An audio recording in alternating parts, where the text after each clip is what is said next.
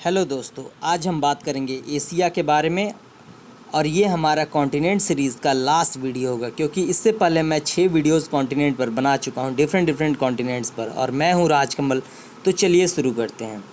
तो ये है एशिया का मैप। आप इस मैप को अच्छे से देख सकते हैं, ठीक है ना।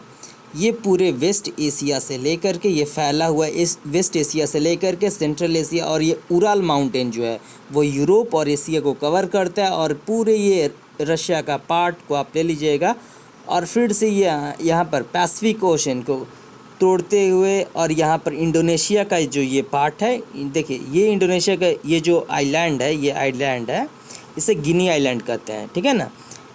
गिनी आइलैंड कहते हैं, न्यू गिनी। तो इसमें जो वेस्ट वाला जो पार्ट है वो इंडोनेशिया का पार्ट है, और जो ईस्ट वाला जो पार्ट है वो पपुआ न्यू गिनी, एक इंडिपेंडेंट सॉवरेन कंट्री है। तो फिर ऑस्ट्रेलिया को बॉर्डर करते हुए हम फिर से यहाँ पर गल्फ ऑफ एडन को पार करते हुए रेड सी पर पहुँच जाएंगे। और फिर से यहाँ पर ये जितने भी आप कंट्री को देख रहे हैं, ये सब टोटल ये एशिया है। तो मुझे लगता है कि आप ज्योग्राफिकली तो मतलब कि समझ गए होंगे। तो फिर से इसको हम अच्छे से एक बार और समझ लेते हैं, अलग अलग सेक्शंस को, मीन्स अलग अलग इलाके को बांट कर। तो फिर अब हम देखेंगे कि देखिए, आपको तो पता ही है कि एशिया सबसे लार्जेस्ट और मोस्ट पॉपुलस कॉन्टिनेंट, यानी सबसे ज़्यादा आबादी और सबसे ज़्यादा जो लैंड मास है वो एशिया के पास है, ठीक है ना। जो कि बॉर्डर शेयर करता है यूरोप को, अफ्रीका को और ओसेनियाई, मीन्स इसको ऑस्ट्रेलिया कॉन्टिनेंट को। फिर से अब हम बात कर लेते हैं। देखिए, यहाँ पर कुछ ऐसे इलाके हैं जो यूरोप और एशिया को टेक्निकली कहा जाता है कि ये एक ही लैंड मास से बने हुए हैं। देख लीजिए, जैसे कि मैं फिर से आपको ये इसमें दिखा रहा हूँ। देखिए, यहाँ पर जो इंडिया है, इंडिया से आप चाइना में जाइए, चाइना से आप रशिया में जाइए, रशिया से ईस्टर्न यूरोपियन पार्ट वाला रशिया में जाइए, फिर वेस्टर्न यूरोप में चले जाइए। तो ये लैंड मास जो है वो एक ही है। तो यहाँ पर यही बोल रहा है कि लैंड मास एक ही है, और ये दोनों लैंड मास को आपस में मिलाकर, ये सब को मिलाकर यूरेशिया बोला जाता है। तो मुझे लगता है कि आप समझ गए होंगे, यूरोप और एशिया को मिलाकर यूरेशिया बोला जाता है। तो फिर से इसमें हम बात करेंगे आर्मेनिया, अजरबैजान और जॉर्जिया को कभी कभी एशिया का भी पार्ट बोल दिया जाता है, और कभी कभी यूरोप का भी पार्ट बोल दिया जाता है। तो चलिए मैं दिखाता हूँ कि आखिर में ये दोनों कंट्री है कहाँ। तो देखिए, ये वाला जो पार्ट है यहाँ पर अच्छे से दिख नहीं रहा है, मैं दिखाता हूँ। आप एक मिनट, जस्ट होल्ड मिनट। ये वाला जो पार्ट है, ये यहाँ पर रशियन फेडरेशन के नीचे ये वाला पार्ट, इसको देखिए, ये आर्मेनिया हो गया, ये अजरबैजान हो गया, फिर से इसके नीचे टर्की हो गया।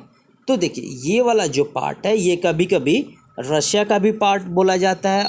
तो ये वाला पार्ट कभी कभी यूरोप का भी बोला जाता है, और कभी कभी एशिया का भी। लेकिन अगर हम लूसेंट का बुक देखें, या फिर वर्ल्ड एटलस को देखें, इंडिया में लूसेंट का बुक बहुत ज़्यादा चलता है, फेमस है।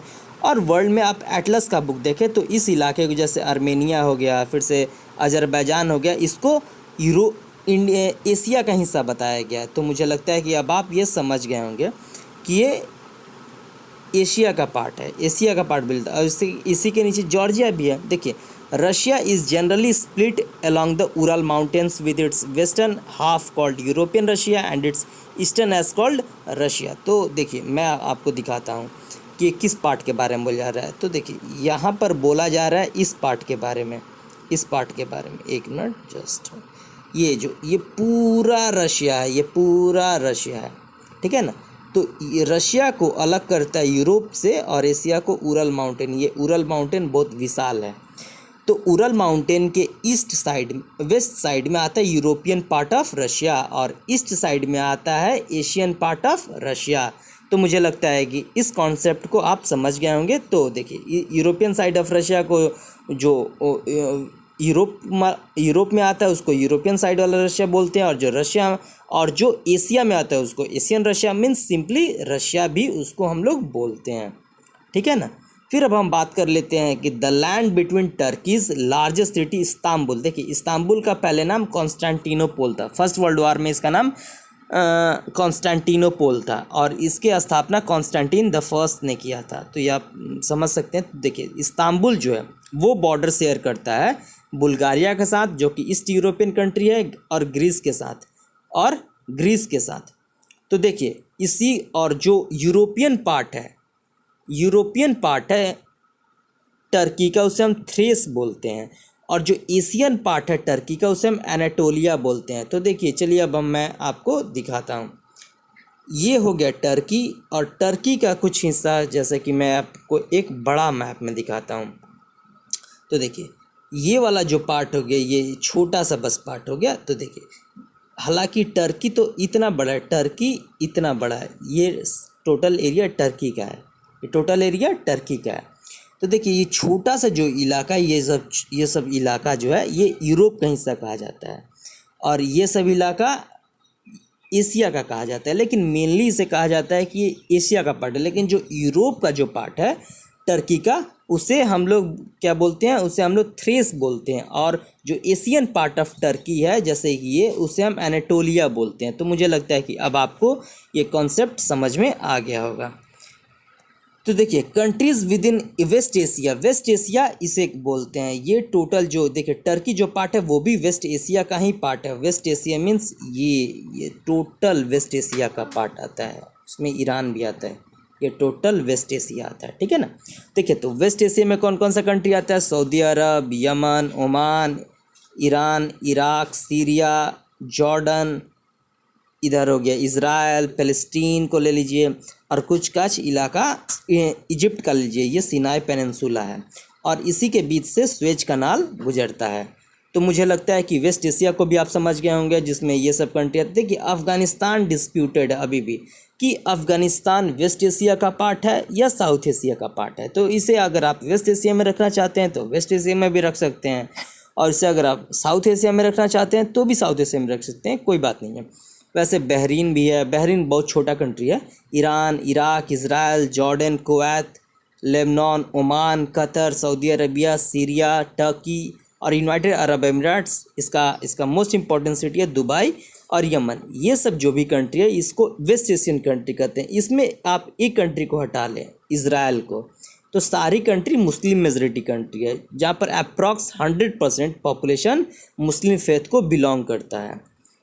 और उसमें से तो सबसे ज़्यादा बिलोंग करता है ये सऊदी अरबिया एंड कुवैत, 100% को बिलोंग करता है मुस्लिम फेथ को।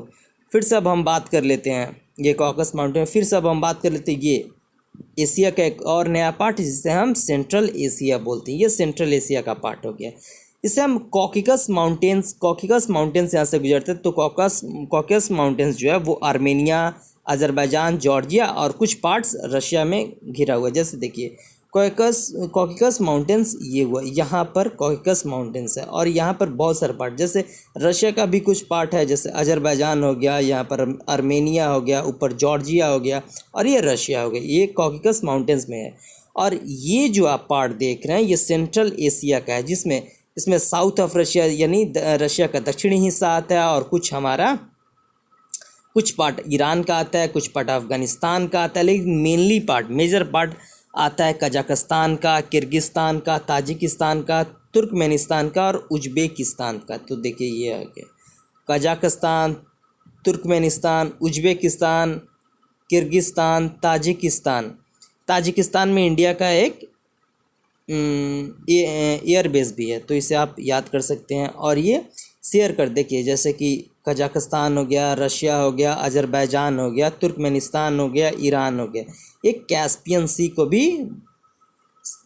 बॉर्डर शेयर करता है। तो मुझे लगता है ये कॉन्सेप्ट आपको समझ में आ गया होगा।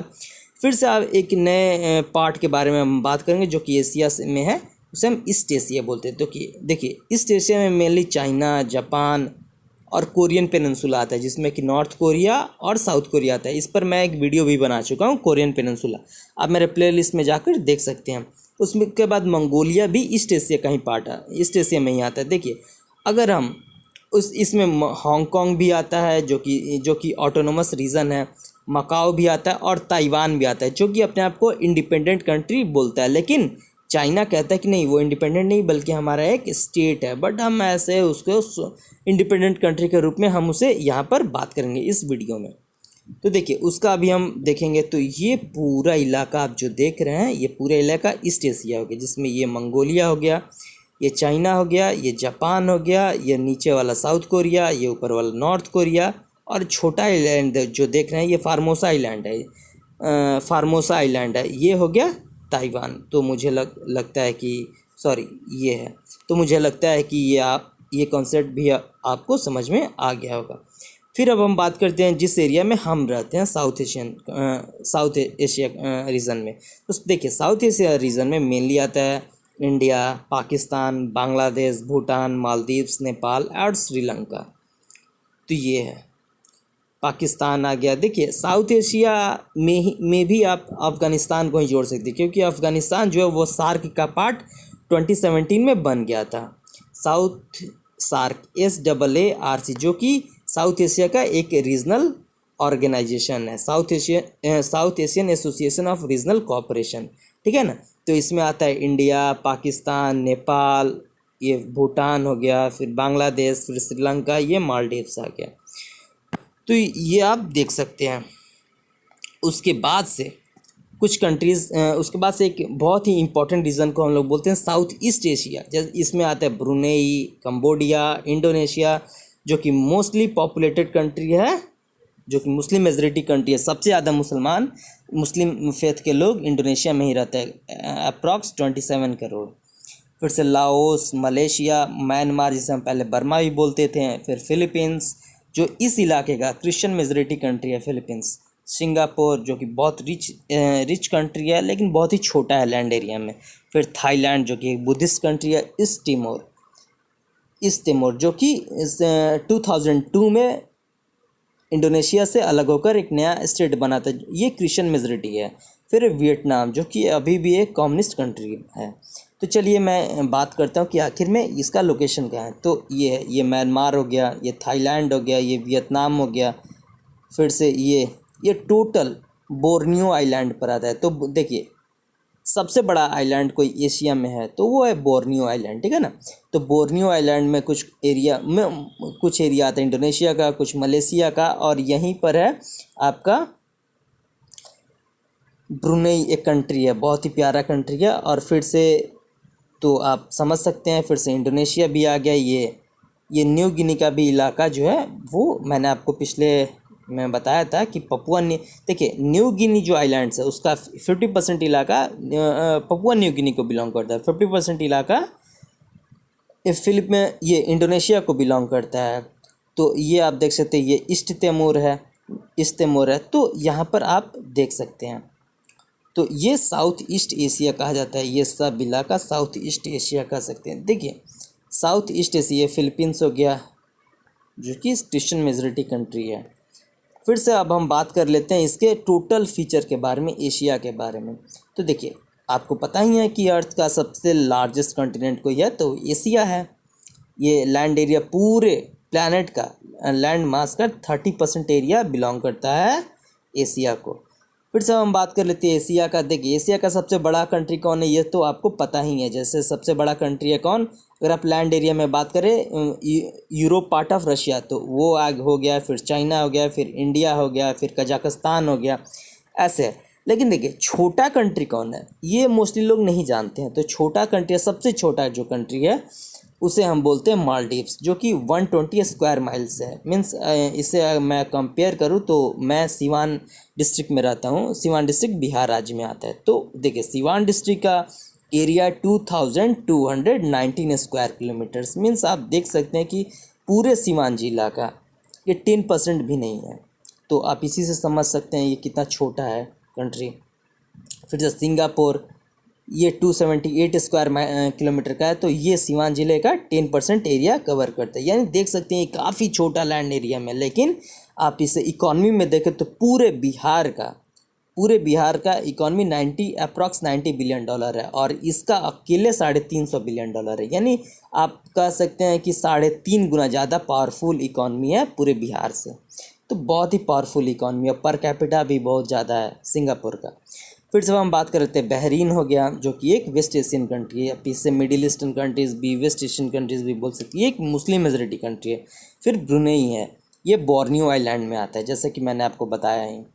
फिर से अगर हम बात कर लें कि अगर हांगकांग और मकाऊ को रिकॉग्नाइज़ किया जाए एक सेपरेट कंट्री के बारे में, मीन्स एक अलग इंडिपेंडेंट कंट्री, तो मकाऊ जो होगा वो सबसे छोटा होगा। मीन्स ये केवल 12.1 स्क्वायर माइल्स यानी 31.3 स्क्वायर किलोमीटर का ही होगा, यानी बहुत छोटा। हालांकि मैं आपको बता दूं मकाऊ के बारे में, तो मकाऊ पहले पुर्तगाल को बिलोंग करता था और हांगकांग जो था वो इंग्लैंड को बिलोंग करता था, ब्रिटेन को।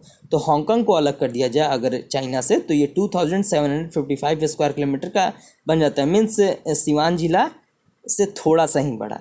तो मुझे लगता है कि आपको ये वीडियो समझ में आ गया होगा मैं क्या बताने की कोशिश कर रहा हूँ। तो देखिए, मैं पॉपुलेशन के अगर आप पॉइंट ऑफ व्यू से देखना चाहें तो पूरी दुनिया का 62% लोग एशिया में रहता है, इसलिए मैं लास्ट में एशिया को कवर कर रहा हूँ। पूरे वर्ल्ड पॉपुलेशन 7.1 बिलियन है और इसमें एशिया में 4.4 बिलियन लोग रहता है। इसमें सबसे ज़्यादा तो आपको पता ही है, चाइना है, फिर इंडिया है, फिर इंडोनेशिया है, फिर पाकिस्तान है, फिर बांग्लादेश है।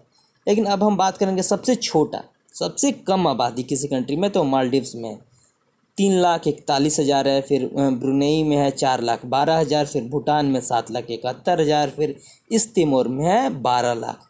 हांगकांग और मकाऊ को अगर सेपरेट कर दिया जाए तो देखिए मकाऊ का आ जाता है 6,47,000, ठीक है ना। तो मुझे लगता है कि आपको ये वीडियो समझ में आ गया होगा। अगर आपको ये वीडियो बहुत ही अच्छा लगा हो तो शेयर कीजिए, सब्सक्राइब कीजिए और लाइक ज़रूर कीजिए। अभी कोरोना वायरस चल रहा है तो अपने घर में बचा कर रहिए, मास्क लगाइए। Thanks, stay safe.